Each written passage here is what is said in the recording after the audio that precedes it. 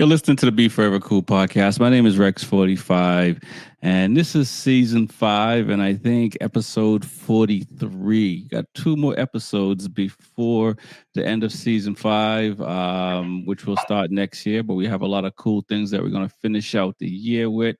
I'm excited to hear about some of the talks that's happening in and around the paddocks, whether in the U.S. World Superbike, MotoGP with the fellas. So with no further ado, let me bring those guys in one at a time, introduce them, and see what's what. What's good, TJ, man? Welcome to the show. How's things? Man, it's everything's good. It's just cold up here, man. I'm still thawing out Mm. from coming home from work. It's like a good 20 something, feels like 11 degrees up here. But my Yeah, Patriots are still winning. We're on yeah. a bye week. I was up I there know we this always bring weekend. it up, but we're doing good. Yeah. Now I was up there this weekend, man, and definitely chilly. I got back down here last night. It's the scene from Snatch at the sort of ends when the guy got sick of going to the UK, and after the shootout, he just got on his passport and came back to the US. It's kind of how I felt when I landed in Florida. It's nice to walk off, and it's nice and warm. Yeah, the Patriots had a bye week too, man, and I saw that, so I didn't even text you or nothing and to complain. But we'll see what happens in the next week, man. It's looking pretty good. But let's keep it moving. What's going on, Lewis, man? Welcome to the show. How you doing tonight? What's going on? I've got something to declare. Don't ever go to the UK. Too late, man. And great movie, by the way. Nothing here, man. Just grinding out. Everybody thinks that because motorcycle racing isn't happening, we're not busy, but we're as busy as can be, man. This is a hectic part of the season where a lot of moves are happening, a lot of things are changing, last minute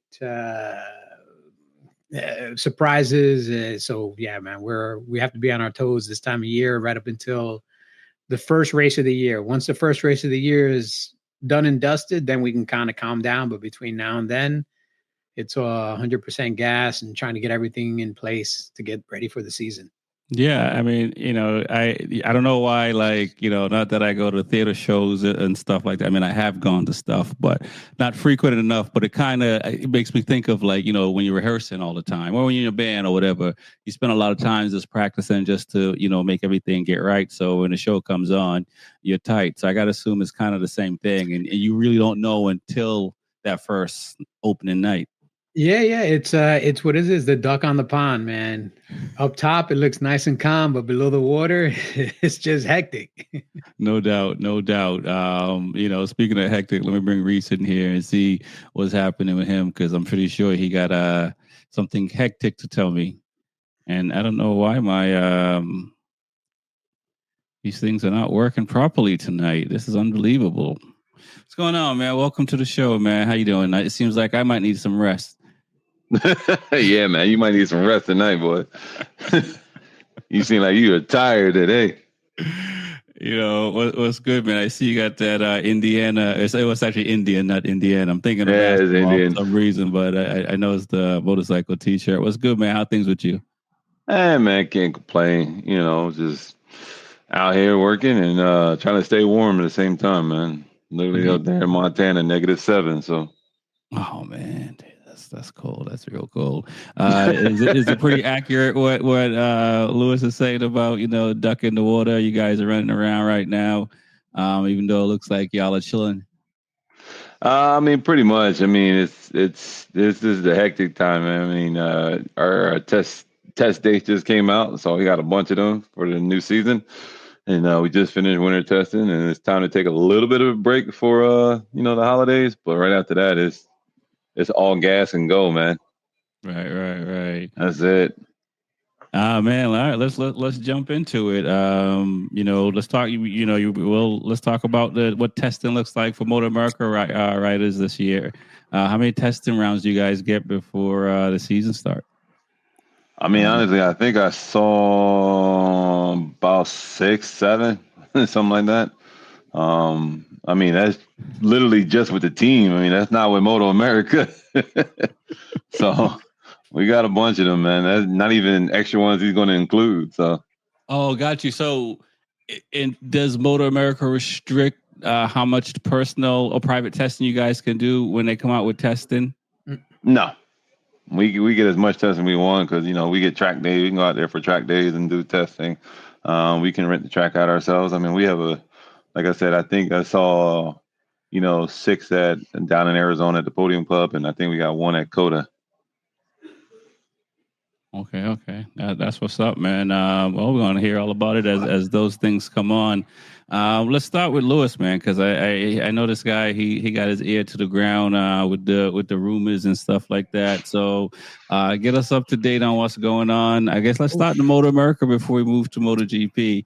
And obviously disclose what you can. I won't give away any secrets. I will say that most of the seats have asses in them. Okay, so anybody who's still looking for a ride, better show up with a big paycheck to buy a ride, because at this point, most of the seats do have people in them. From what I've heard, the Yamaha Attack team, both rider spots have been filled. Bobby's in one. The other person has yet to be announced, but should be getting announced probably in the next couple of weeks or when the team officially is out there.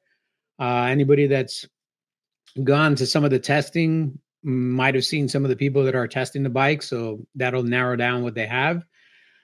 Obviously, the Warhorse team is all set for Superbike. V2, from what I understand, is still going to be Cam P.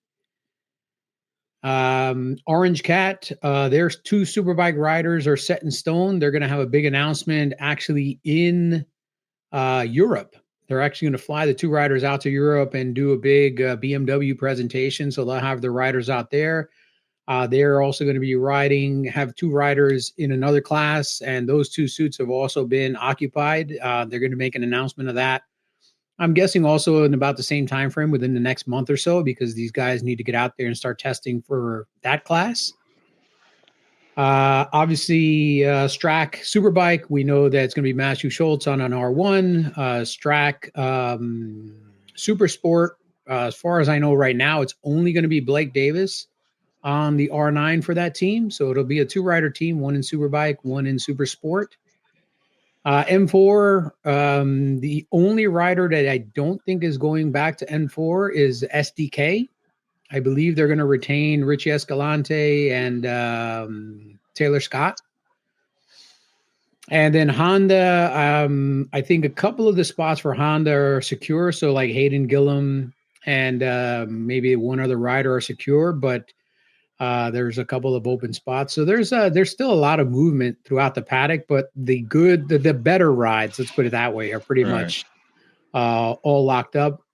And then on the baggers side right now, I haven't heard too many changes in the baggers. I know that there's a couple of guys scrambling for some bagger seats, and we'll see what happens. Obviously, there was a big change. So Vance and Hines is moving to Indian from Harley. And now the Vance and Hines team is going to consist of the Indian riders plus the 1 previous factory Indian rider, not both of them. So only one of the factory Indian riders will move over there. And I'm still waiting to see the full lineup for the Bagger Racing Series for MotoGP. Right. That's still coming together. There's still a couple of opportunities, still a couple of open seats. I just don't know who's getting them. It seems like a lot of Europeans are getting those seats. Like there's not too many U.S. riders getting those seats for whatever reason. We could talk a little bit more about that, because I heard some things about that as well. I wanted to talk about Reese, man. For you heard as much as you could decode from Lewis there about riders not having seats. For a rider who doesn't have a seat at this time of the year, the new year haven't started. Is it panic mode? I mean, are you starting to look at trying to see how many cars you can sell in your driveway, kind of thing, to do not necessarily do the worst, but make deals that you would prefer to not make? I mean, yes and no. I mean, you could start panicking now. I mean, a lot of the good seats are being taken. I mean, there's still a couple of good seats. The M4 that's still out there. I mean, I think there's another spot, but it's really everybody's starting to get filled up. I mean, right now, you may even take something you might not want to take, just to have a ride and still be in the paddock. So it's getting down to that crunch mode, because normally by the new year, by January 1st, all teams are almost all wrapped up. All the contracts already signed. A lot of things are in play already, because, like Lewis said, come after the new year, after the first of the new year, come a couple, maybe like another week into it, it's test time. It's just time to get out there on the bikes. So, and is it, I mean, I guess, what is it like for the team as well? Because if you're a team and you don't have a rider right now, are you in a better situation than a rider? Or, I mean, because if as you say, the good seats are taken up, and the good riders are taken up, so is it the teams that may not be as good, for lack of a better word, and is it? I mean, is it just the average getting together and kind of working it out kind of thing? I mean, it is. I mean, as a team, we always want to have all our riders in play coming into the new year. You want to be able to go into the holidays kind of more on an easy mode, kind of like, all right, we know who our riders are. We know what we're gearing up against. You know where we're going to be, and not sit there and worry about, all right, who's going to be in this seat, or who's still left out there that is, one of the top quality riders. Like, who can we go get? So you don't want to be sitting there scrambling at the last minute and just like, okay, we'll put a butt in the seat. We're not we're out here to win, and you want to be on a, especially when you're the top tier team, you want to be on the top podium. Right. And TJ, as a fan, and you see one of your favorite riders, who is looking for a seat. I don't know if he has one yet, or close to it. How do you feel about, from the fan perspective, where you see names from last season, the season that just finished, that next year you may not be rooting for them? I know we've seen it in the past with other riders that, for whatever reason, couldn't get those deals, and a lot of them come back to do some club racing and stuff like that. But what are your thoughts on seeing riders not getting a ride, and from your perspective, still look like they deserve a ride? Yeah, man. I just always just try to enjoy the moment when you see a great rider, because you never know like what can happen. Like, now being into the sport, realize how expensive it is and what you got to put forward. And yeah, it's a lot of money, and you have to have a lot of talent. So it is kind of bittersweet to not see it, the same rider repeat, moving on. But as long as they're out there, you can still see them. It's pretty cool. I think my guy Josh Herring did pull it out. So I think he's with Rahal Ducati, but he's going to be in Super Sport now. So I don't know if that's like a downgrade to him, but uh, you know, I guess he's just back out there on tour. So it is good to still see him out there.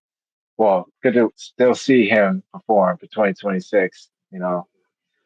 But yeah, I would say is just to see riders move on. I think it sucks because you just know how expensive it is. You just don't know the real in details that go into play.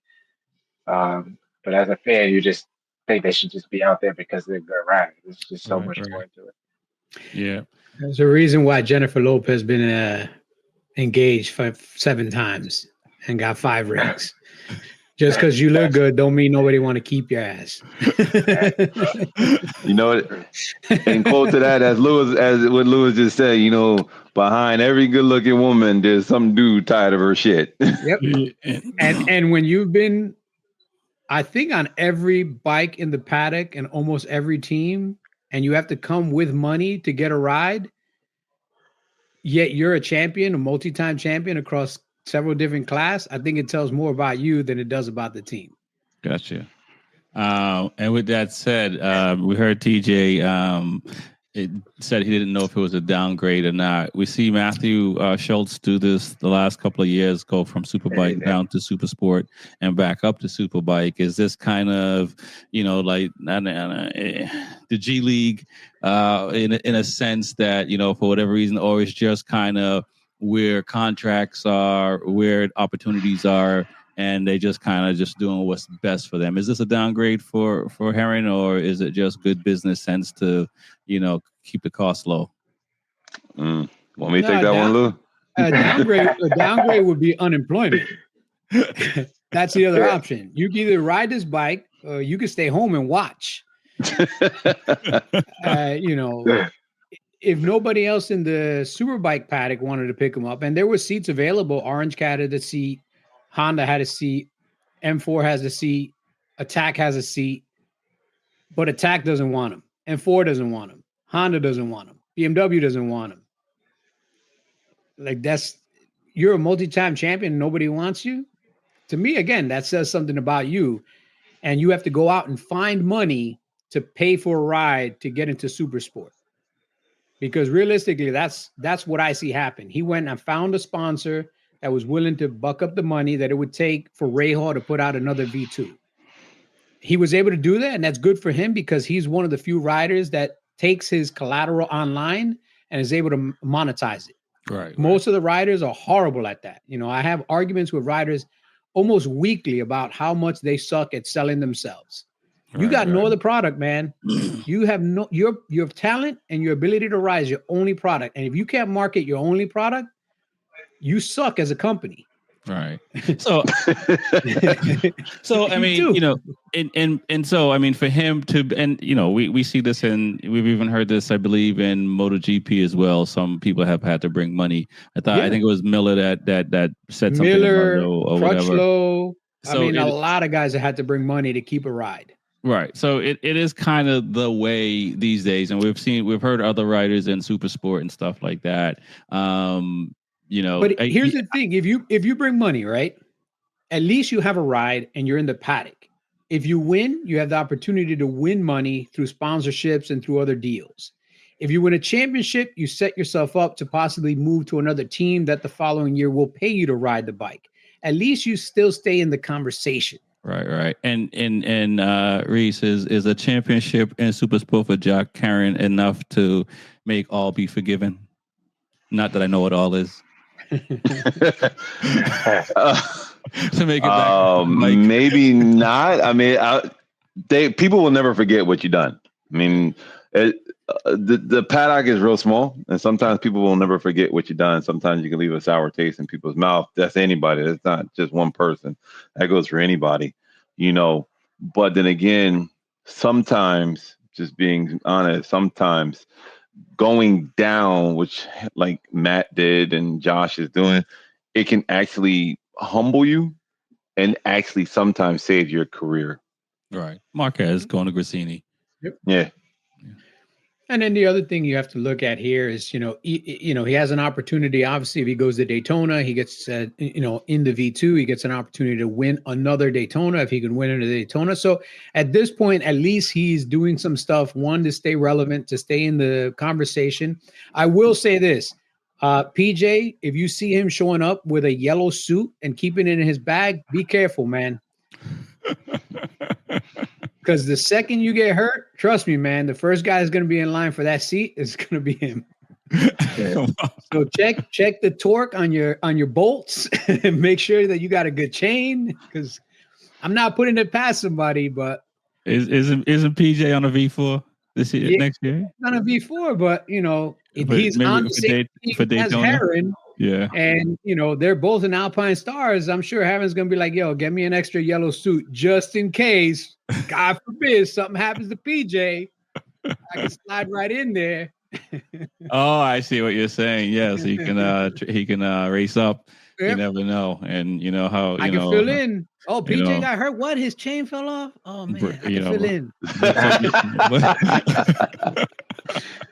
It's so magically how his chain fell off. I don't know what he did. Just fell off the bike. Dude, I can fill in. I can fill in for that. Yes, but I can fill in. He's good at marketing himself. He tells him he's available.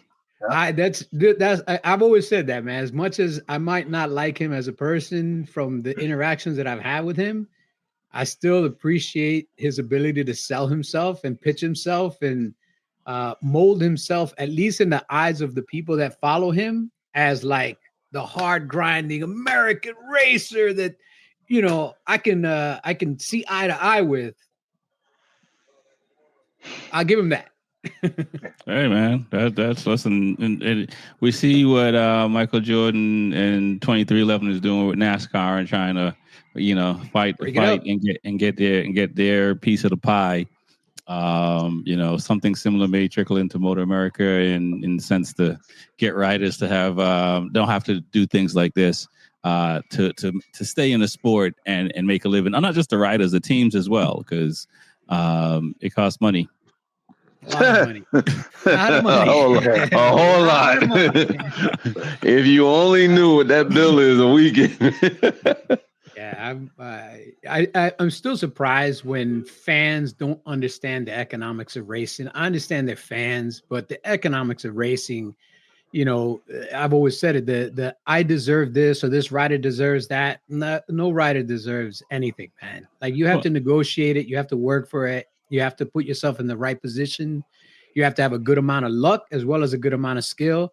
And if you have some deep pockets, that helps also. There's guys racing today that the only reason they're still racing is because they have deep pockets, or they know people that have deep pockets and able to keep their eyes on them, because every year they're able to come back. I mean, I'm not going to throw anybody out there, but there's dudes buying super bike rides. There's dudes buying super sport rides just to stay in the game.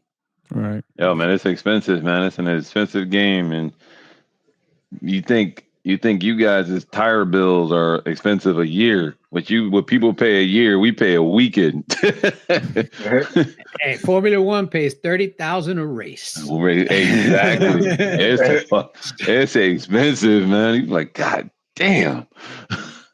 It is expensive, and that's the unfortunate side of it, in the sense that I think other areas like the NBA, baseball, football, they've figured it out. Even Formula One, obviously at the highest level, has figured it out to where these riders can make a good chunk of money and stuff like that. And I think Motor America will get there, or as the sport starts to get more rejuvenated with young people and stuff like that. So let's talk about some other off-season things that we could be doing. Even though, but like Lewis mentioned early on, it may seem like there's not a lot to do, but there is. I earlier this year, I did the Saporano Enduro race, and so I'm doing it again next year, and so training has started for me to. And I'm not going to be a fill-in rider like I was earlier this year. I'm on a team. Yeah, let's go. So I'm going to be running the lightweight class on a Ducati Monster. So I'm excited about that. 2 3-hour races and 1 5-hour race. So it's going to be interesting. So when you guys going to sign up for a team for next year, guys? Trying to get you out on a racetrack besides Future Tires. Am I being paid to race, or am I being? That's what I was gonna say. Am I being paid? You gonna put some money in my pocket? And Lewis, this is where one of your phrases will come right perfect for these two guys, saying like paid before anything happened. If you can't afford to fix it, you can't afford to buy it. I can afford to fix it, but can you afford to fix me? I think everybody should be looking forward to some track days next year. Try to get out to some tracks. There's a lot of rumors going around about COTA not being available to riders in 2027. I've actually spoken with a couple of the people that work at COTA. They've said very vehemently that that's not true, that there's going to be over 100 days available for people to rent in 2027. And this is for either car or motorcycle days. There's going to be a big chunk of days that are going to be leaning towards people that are paying into memberships, that are VIPs, that are buying some of the housing and the garages that are around the track. There's even rumors about building an additional track or an offshoot of COTA to specifically cater to, high-end personnel. But the main track itself is going to have something like 100 plus days in 2027 that'll be available to rent. Now, I will say this, having spoken with them to try and understand what it costs to rent a day at COTA, it is expensive. And you're taking a huge risk because if you don't sell a certain amount of spots at a certain amount of dollars, you will take a bloodbath. And this is why most of the motorcycle track days that go there do 4 sessions. Each session or each group gets maxed out at like 55 riders, and then they can sell that for $600 a spot. But $600 a spot for almost 200 riders is $132,000. So that not only covers your cost of getting the track day on a peak time of the year, either on a weekend or a weekday, but you still walk away with probably like $30,000-$40,000 in your pocket every time you go. So there's an incentive for the track day companies to go there. Right. But if they have to put more money up front or they have to do all this other stuff, that's where these track day companies are starting to like pull back a little bit. They want to take some risk, but they don't want to take all the risks. And I think it's disingenuous for some of these companies now going out there and trying to bash COTA and saying, oh, it's going to be for rich people only and it's going to be not available to. It's not. They're asking you to take more risk than you are taking now. And you maybe don't want to take that risk, which is understandable. But that doesn't mean turn around on the back end and make it seem like the track is not trying to have any days for motorcycles. That's not the case. I think the solution for this is at some point, I think COTA is probably going to do what like New Jersey Motorsports and a couple other tracks around the country have done and create their own in-house motorcycle track day club that they manage themselves. They rent themselves a day.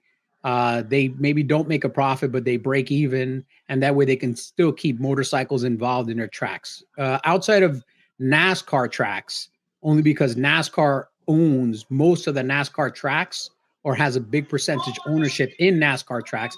That's why you don't see a lot of motorcycle events at NASCAR specific tracks. But all these other tracks are typically independently owned or owned by a consortium of people, and they want to make money. They're there, it's a business like anything else. So I think enjoy whatever track days you can find at whatever really good tracks you can find, because it's really getting hard to find track days at certain tracks. Like VIR doesn't have a ton of track days like they used to years ago. Obviously, Pit Race is going away. They're going to build something else on Pit Race. So if you don't support the local track and you don't support the local things, you're going to see prices go up, availability go down, and that's not really helpful for the sport.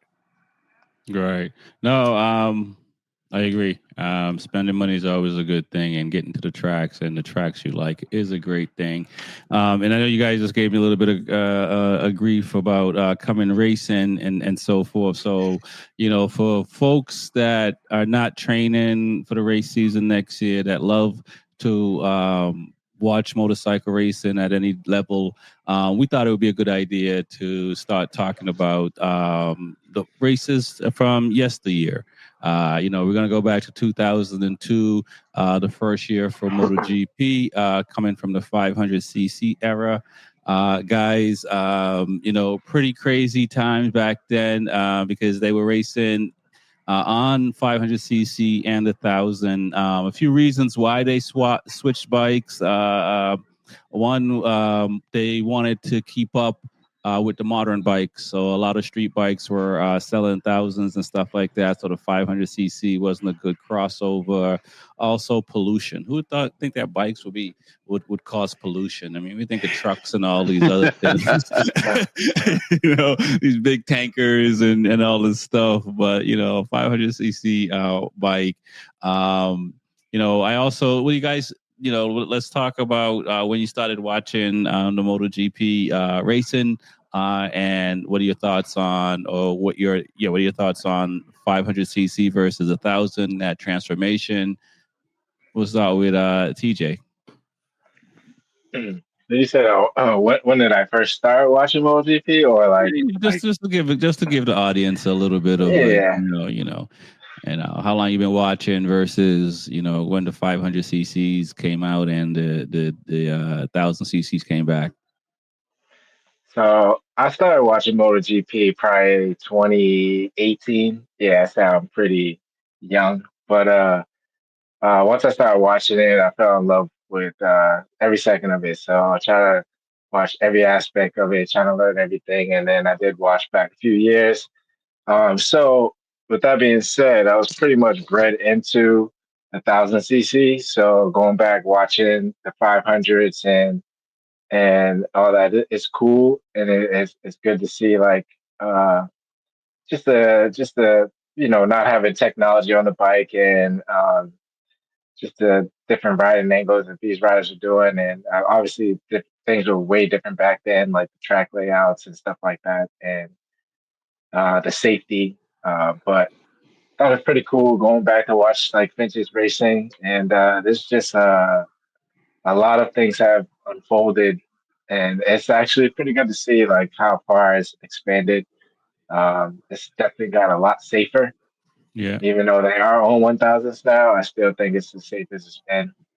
Just looking at just seeing one of the riders crash, and his suit was pretty much done after one crash, and it's just a lot has changed. So it's pretty Yeah. cool to see. I don't. I mean, I don't think. I don't think I'd race. I got suit with stuff without airbags in them, but I don't think I'd race one today. So I'm pretty sure there's a lot of people like no airbag, no electronics. I'm not getting on that Yeah. bike. Just like a Ducati rider. Here we go. Listen here, Reese. I know you're giving me crap, but you heard TJ call you vintage, man. How long you been watching MotoGP? I'm a little more vintage than TJ, man. I think I've been watching since about 2007, 2006. There we So go. when I came in the 800 era, so I didn't come in a 500, but I did, take a look when I first started watching and seen the 500 era. I mean, back then that was a little sketchy, but I mean, even the 800 was still sketchy then, and then they went into the 1,000 cc's. Yeah. I mean, I once I started watching, man, I got hooked, and I never looked back, man. So I kind of, like I said, I started in the 07 era, and I think when I started, that's when I first started track days back then in 07. Wow, sketchy times, man. Lewis, man, how about yourself? The original captain. You're gonna age me again, man. That's why he's bald, man. I want to say my first experience with the Grand Prix Championship was probably in the late 70s, early 80s. Mm-hmm. I remember watching some races and knowing that Kenny Roberts won a championship. So I want to say that's like late 70s, early 80s, 79, 80, something like that. I really didn't get into it on a regular basis until about 83 or 84. And that had nothing to do with not being interested in the sport. It had to do with cable. My town didn't have cable TV. So we could only get normal channels, which back then there were only like 3 channels. There was, channel 2, channel 4, channel 7. So it wasn't that I wasn't interested in it. It was just very hard to catch it. And then as cable TV came to my town and more channels opened up, I was able to follow it a little bit more. And then in the late 80s into the early 90s, I was definitely watching it constantly because I loved it. I loved the thrill of it. Yeah, a long time, man. Like a long time.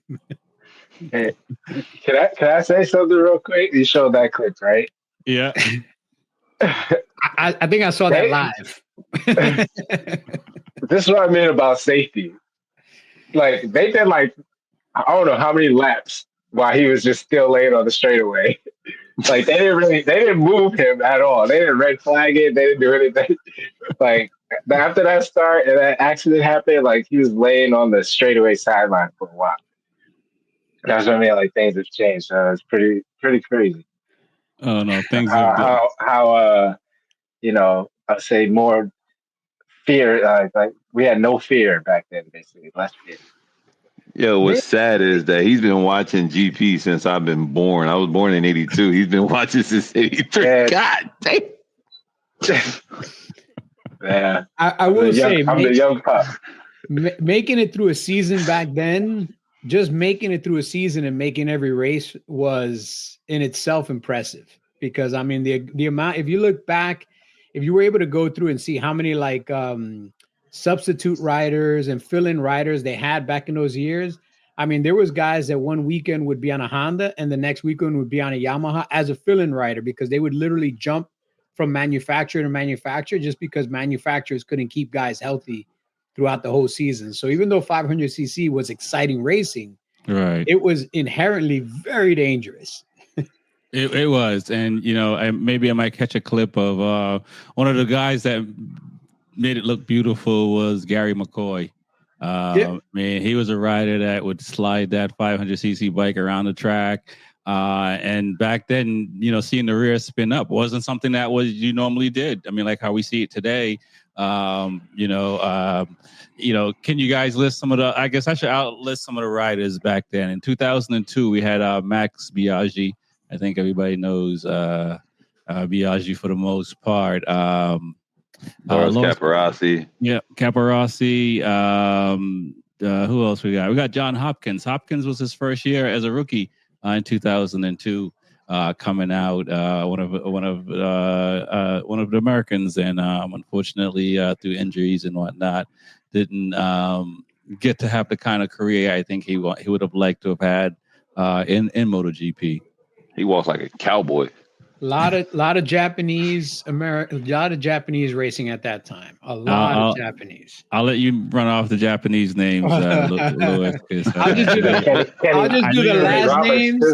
I'll do the last names so I don't butcher their first name. But you've got Abe, you've got Nakano, you've got Yoshikawa, Ryu, Kageyama, Aoki, Yanagawa, Ito, Harada, Kato. I mean, dude, it was just so many Japanese riders were either a full-time, wild card, or fill-ins. You sound like you're speaking gibberish, man. Like I ain't know none of them names. For real. Carlos Checa, some of these guys you still hear they mention in the paddock and stuff like that, which is pretty crazy. And obviously Valentino Rossi, who won the championship on the 500cc the year before, and also won this year. For those that don't know, was that a good thing for MotoGP? I mean, obviously in hindsight, it's easy to sit here and say what was good, what was not, but just being able to see the trajectory of what was happening within the street culture of motorcycle racing, and saying, hey, we need to do this thing. And I'm pretty sure, like anything else, the old heads were sitting here saying, what's wrong with the 500cc's? They're the best bikes in the world. It was money. 500cc motors had to be constantly rebuilt, because two-stroke motors, that's just the way they're built. Like you have to constantly rebuild them. And so they were, they were trying to bring down the cost of the motors themselves and, reduce pollution as well, because obviously in a two-stroke, it's a different type of setup with oil and gas versus a conventional motor. So the switch to the four-stroke was money savings more than anything else. And it also helped the manufacturers align more with what was being sold in the street, even though most of the motors that were in the MotoGP class when it first opened never made it to the street as a production motor. Like Honda's V5 never made it to the street as a production motor. All these weird configurations. But the cool thing was that if you look at the bikes that were being sold at that time, and the companies that were participating at that time, Honda, Yamaha, Suzuki, Kawasaki, those were the guys in this sport participating, because those were the four companies that were selling a shit ton of bikes to the street. Yeah. Like a massive amount. Nice. But your thoughts, Troy, and all you guys, because from watching the races in 2002, in the beginning of the season, it seems like some folks thought that the 500cc's bikes would have a chance, but like halfway through the season, you saw Rossi and his teammate I forget his teammate's name off the top of my head. I think it's Yukawa. Yukawa. Yeah. I mean, they were ghosts on those bikes. I mean, it's similar to what we're seeing with the Gen 2 in Super Sport right now. What are your thoughts, TJ? Yeah, man. I mean, like I only have seen those bikes a few times. So like the 500cc, you see like people bring them out, like they're vintage bikes. But yeah, I mean, like the switch up. I mean, it's like what I would say when I watched this season, it was just like you had to really lock in because there's no commentary, and it's just like just you just gotta lock in and figure out what's going on and who's on what bike and yeah, the competition was pretty cool. Like obviously Rossi blew away with it, but yeah, I think the switch up was definitely necessary just to help grow the sport. You see that it seemed pretty new, like not know where the direction to go. Like I said, no commentary, like that side of the money. To help grow the sport. Like you want people to watch. And like I say, the following year, I would say it got a little better because it was a little commentary and you was able to follow more and pay attention and actually see what's going on by people being there explaining what's going on. So that looked like it hurt. A little I'm bit. sure. It's like there's like barely any elbow sliders. I don't even think just knee sliders back then, man. What are your thoughts, Reese, on the 500 and the GP bikes? I mean, I agree with Lewis, like what he's saying, man. It's like you gotta realize it was a lot of money to just maintain those bikes, and trying to keep costs down or trying to help out the sport, and it was just so much to maintain them, and pollution, the way the combustion is with a 2-stroke motor, which is causing a lot. It was hellified racing from what I saw and everything else. It was great racing, very close, very competitive, but just to maintain them to where it was at, what it was needed, it was just a lot. And then they actually started trying to change up. They do different things to be in the nature of to help out in the street bike world.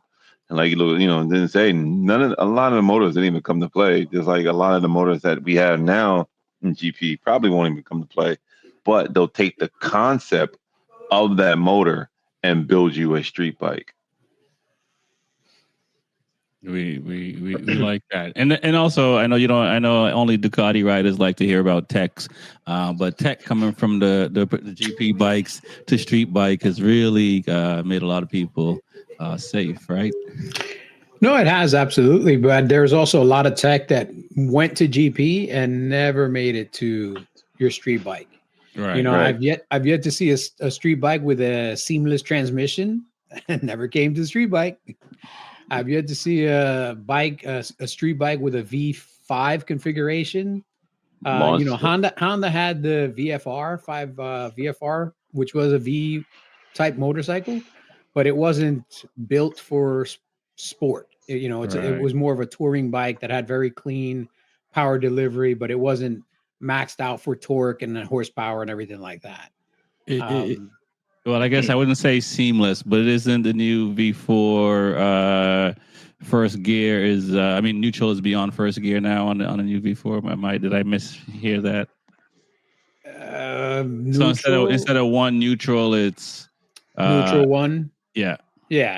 But that's just a change in the configuration of the gearbox. It's not necessarily a seamless gearbox. So like a seamless gearbox would be as you change gears, you lose no momentum from the motor to the transmission to the rear wheel. Okay. You literally just go through it. So it's almost like a double clutch transmission on a high-end sports car, where as you go through the gears, you're not losing any substantial torque to the rear end. So you never seen that come to street bikes because it turns out that it's very expensive to make and it's not reliable long-term. So the maintenance cost for that would be very expensive. So it's not worth it to bring it to the street bike for the guy that's only racing from this red light to the next red light and back.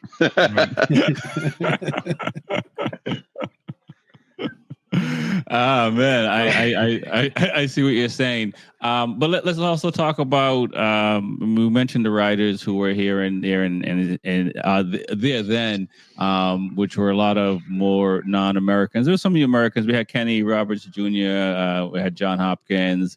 I don't remember if Colin Edwards is still there. Superbike. Superbike. And there's some to come. But let's talk about some of the racetracks that they no longer race at. I mean, like, they raced at Rio. I don't know if that's a track on your list that you'd want to go to today, Lewis. And I don't even know that track still exists.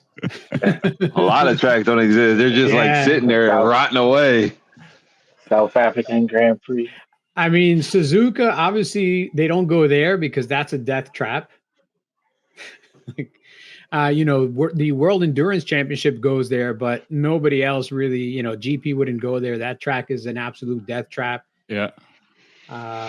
South Africa, MotoGP hasn't been to South Africa in a long time, and it's sad because they should go to South Africa, but I don't think they have a FIM homologated track there. But I would love to see MotoGP go to South Africa. Right. Jerez is still there. Le Mans is there. Mugello's still there. Catalunya is still there. Assen's still there. Donington's still there. Saxon Ring's still there. Brno, Estoril, Rio de Janeiro. So obviously this coming year, MotoGP is going back to Brazil to race. So that's going to be good. Motegi's still there. Sepang's still there. Phillip Island's still there. And Valencia's still there. So really, it's only a couple of tracks that have gone away. And the ones that have gone away are either closed indefinitely or just not safe to race on, dude. Laguna, you forgot about your own home track. Well, Laguna wasn't in the series at that time. No, they didn't come to what, 8? They didn't come to the US at that time. Were you guys I mean, again, it's all in hindsight. How quickly some of these guys got fast on the 500. You look at Rossi and even his teammate from the previous year to jump on the 1,000 and it was seamless in a sense. What are your thoughts on just the adaptation of the bike and just watching it over the series, and even though there was no sound? And we could talk about the sound a little bit because there's some races that do have audio. Is that just licensing? Is it me, or when you do watch the race in your head, the voice is in English when it's saying the guy? When I watch it, I actually hear a commentator in my head with an English accent. I can't help it, dude.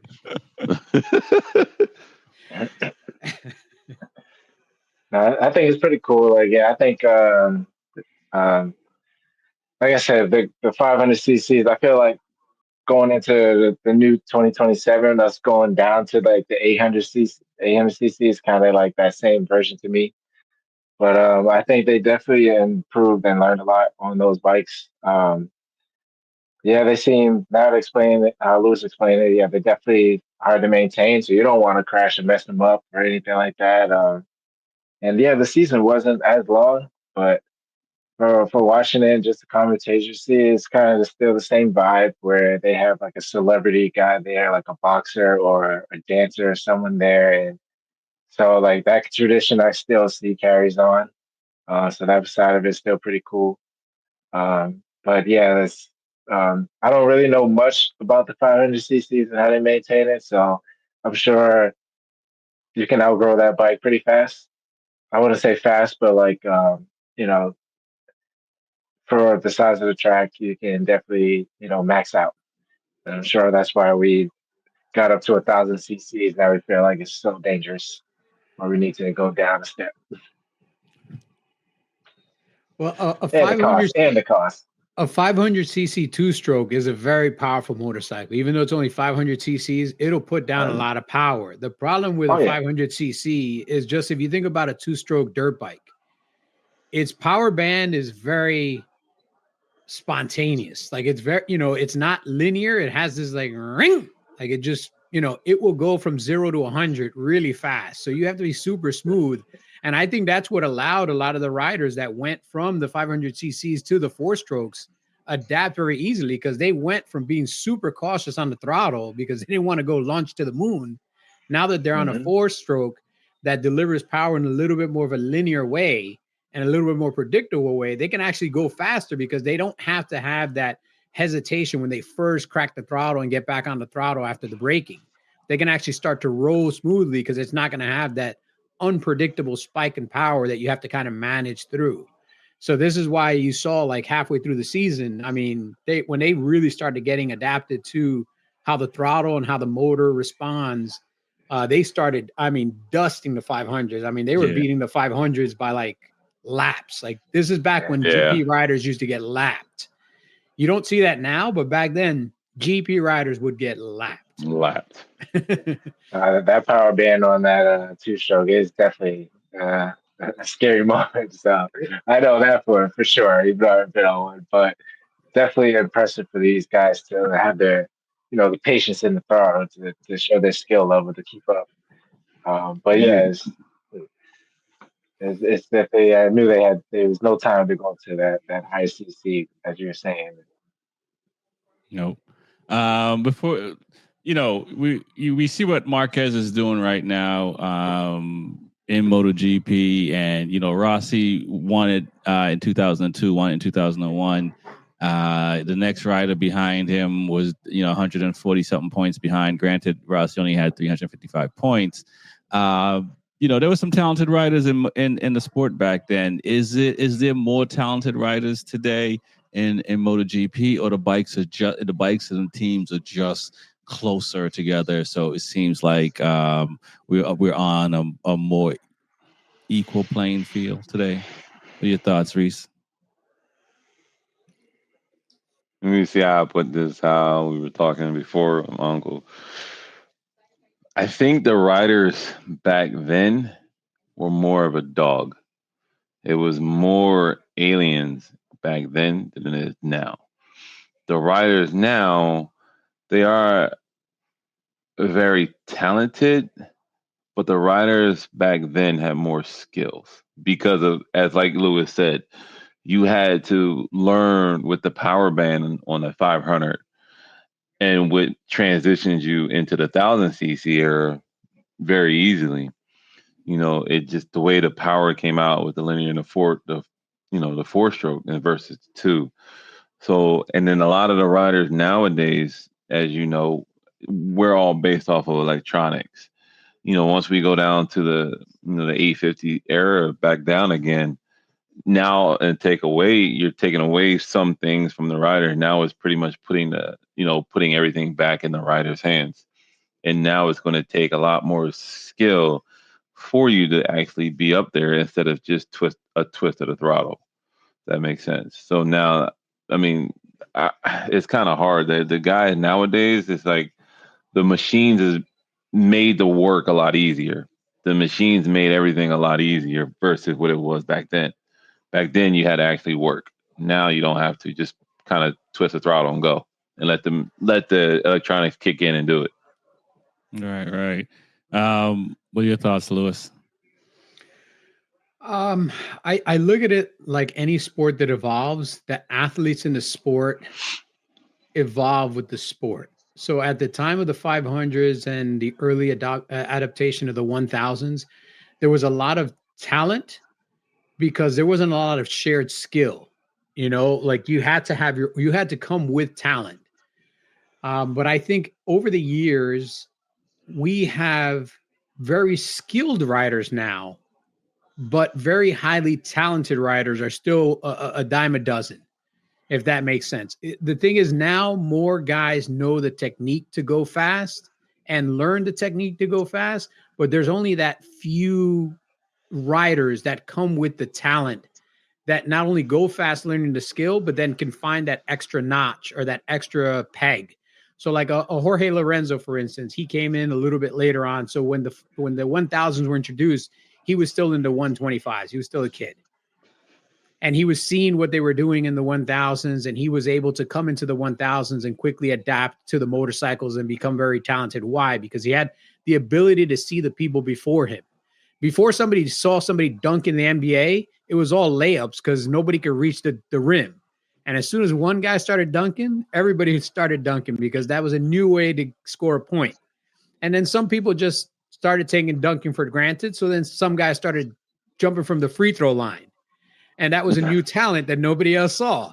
So all the guys were just coming up under the rim and dunking. We're like, oh, damn, this dude is dunking from 8 feet away.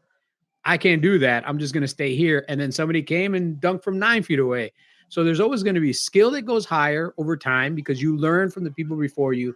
But there's always going to be those 1 or 2 talent guys that take that skill and have that couple extra notch. I think we have a lot of very skilled riders now because they've had 20 years of learning what came before them. And then we do have a few incredibly talented riders that are also skilled. So you have your Quartararos and you have your Marquezes and you have a few others. But like Alex Marquez, I would call him a very skilled rider, not necessarily a very talented rider. His brother's the talented rider. Yeah. He learned the skills that his brother put down and then he adopted them, but he didn't come up with them. And, you know, I feel back then there was a lot more talented riders because they didn't have anything to latch onto and learn from. They were the first ones. They were the first men walking on the moon, right, you know? Right. So I got to figure this out. So if I clamp this hose, I'm going to die because there's no air up here. Right. Later on, the guys that went up there were like, oh yeah, we know exactly what to do. There's been so many people on the moon already. We know exactly what to do. Right. TJ, man, in hindsight, and we know how great Rossi is now, but just watching, you know, if you just watched it, you know, up until 2002, you know, can you tell that he was going to be as huge as he was? Because he was smashing everybody in 01 and 02. And as we go on with the next few seasons as well, I mean, this guy was a beast. So, I mean, is it, you know, we see the comparison between Mark and Rossi, and Rossi had the era of the 500cc and had to have that skill set, a sharper skill set than Marquez, and Marquez don't know that era. So, I mean, does Rossi get the notch because of that as well, a 2-part, TJ? Yeah, I'm sure Rossi looks down at Marquez like, boy, you know what I've done? I've bred you into this. You know, you're going to treat me like that? But, like Jordan saying the Air Force Ones, the original. But yeah, I mean, like, I would definitely see, like, if I was watching continuously after 2002, like, yeah, Rossi's that guy. Because, you know, he was dominating pretty much. But yeah, I would see him as, you know, being a good rider going forward and winning championships for sure. One thing I did notice, though, that the grid age gap was pretty widespread. So, like Reese was saying, like these guys out here is more of like the dogs out there and like the aliens. And now riders these days are more talented. But I felt like the age gap is a lot more or broader. Like there's some 39-year-olds, 37, some younger guys. I feel like now in the MotoGP paddock, like there's the talent is just shrunk to a shorter age. There's a select few that are still got their skill level at a higher age, like some riders like even in World Superbike like Bautista. But yeah, I see now it's just the talent is shrunk to a smaller age gap. And that's, you know, we've learned everything, like Lewis said, from, you know, everyone taking these leaps of faith and steps to experience something and learn something new. So right. Reese, what are your thoughts on? I mean, it does the ability for Rossi to race in the 500cc era and win a championship. Does he get the even? You know, I think they're tied for titles right now, something like that. Does that give a notch over Marquez? Like I asked TJ. Being able to you know, ride the 500cc and be exceptional, and then turn around in the premier class and do the same thing. It gives a little bit of a notch over it, just a little bit, not that much. I mean, like Lewis said, I mean, Marquez grew up watching Rossi, so he's learned a lot from him, and he took what he learned and just enhanced it to another level. And you know, but what Rossi has accomplished in his career and what he has done for the sport, that's what gives Rossi that little bit of a notch up, because no one else has done that. And for what he has accomplished, what he has done, yeah, Marquez, we can look back and say Marquez has done where he's won with a Honda, but then he now won with a Ducati. But now you still have Rossi, where Rossi's won the title with the Honda the 1 year to switch manufacturers, the next year to go win the title that following year with a new brand that where that brand, which was Yamaha, was one of the worst brands on the grid, was down in the dumps, was not where it was, but it took that brand to a whole nother venue. Right. Yeah. And he kept winning too, so it wasn't like he just.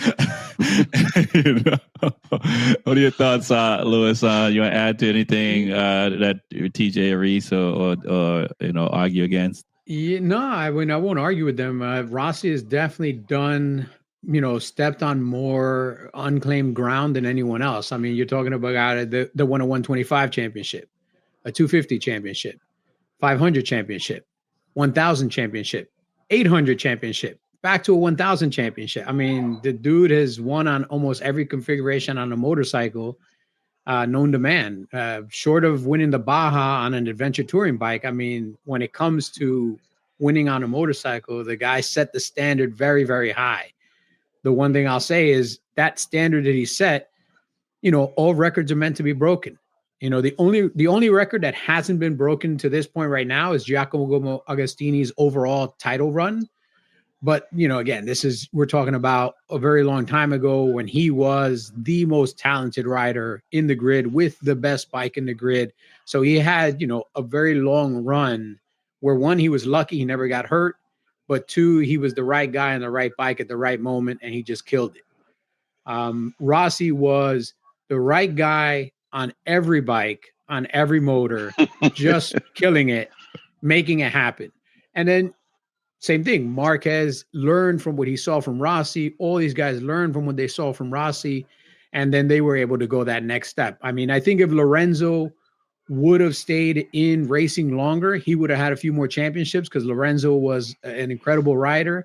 I think Casey Stoner, if he didn't drop out of the MotoGP championship, he would have had a couple more championships as well, but he didn't have it in him. So, by default, Marquez is the last man standing among, the Mount Everest of the best. And I think at the end of the day, he will probably exceed Rossi or match Rossi in championships, but he will never match Rossi in the impact that Rossi made in bringing the sport, one, to the mainstream and changing the perception of the sport, even to the people below him, even to the kids that look up to him. Because, one of Rossi's famous sayings when he started doing the leg dangle is, why do you do the leg dangle?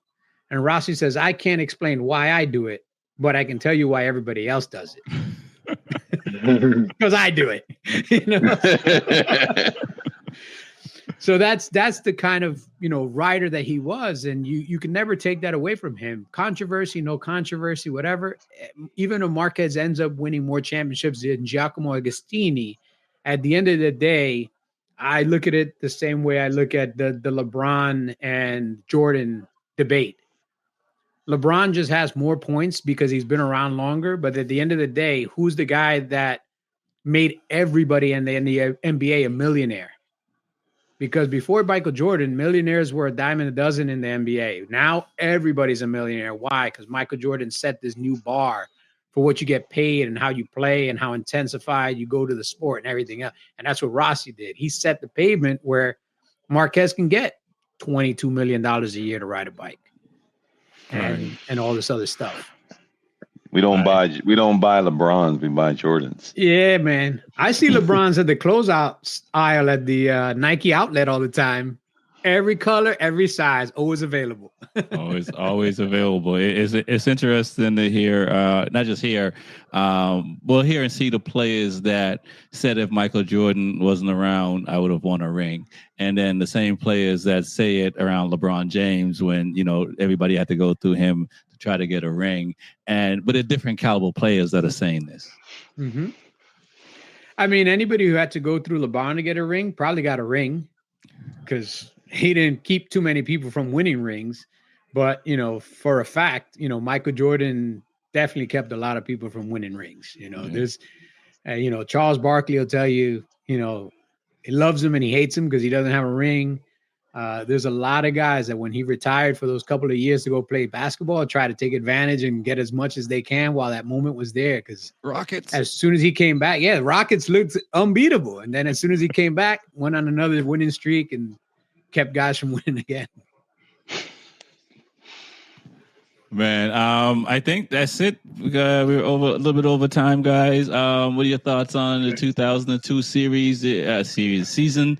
Anything I missed that you want to bring out or point out besides the amount of Japanese that were on the grid for that year and stuff like that?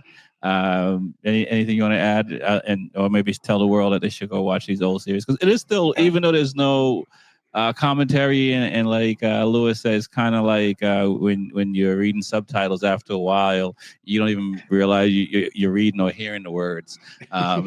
You understand what's going on though. What are your thoughts, DJ, on that before we get out of here? Yeah, I mean, I thought it was pretty cool to go back on like, for me, history, to see like the evolution of the game, and just bikes that's still relevant. Like I was looking, like Proton had a bike that is not really, it's gone. Like I don't know if they like transferred the KTM I was seeing, or like MB Augusta or some history on that I want to read up on. That Proton, you can see it at the Barbie Museum. Yeah. No, seriously, they have it at the Barbie Museum. Yeah, but it's cool to see like Kenny Roberts got a bike, for named after him and stuff like that. And I know this penalty has continued all the way to I think 2019, and that's kind of like around the time I started. But the ride-through penalty sucks.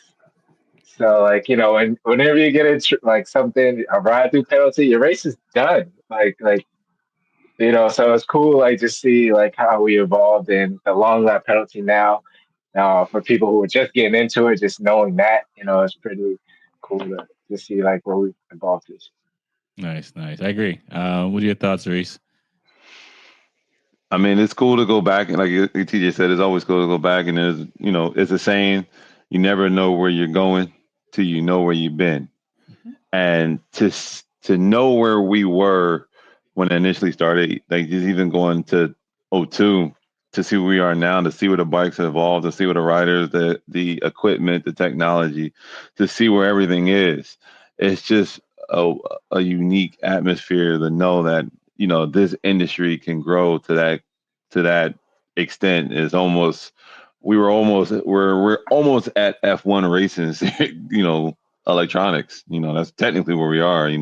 Morelli system, all that comes from F1 racing, and it's just surprisingly where the series has gone. And like like TJ says, long lap penalties, the double lap penalty, it's just, there's an era of stuff that we didn't have back then. Now we do have, where, rider safety, airbag suits, and, winglets and ride height devices. So it's kind of nice to see where we're at. All right. Keymaker, the guy that delivered the blueprint for MotoGP. What are your last words?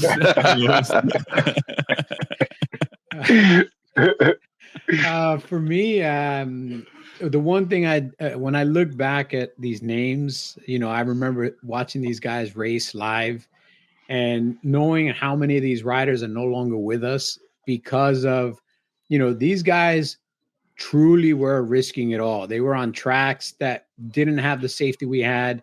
They were on bikes that didn't have the electronics that, do protect riders from a lot of the crashes that we used to have previously.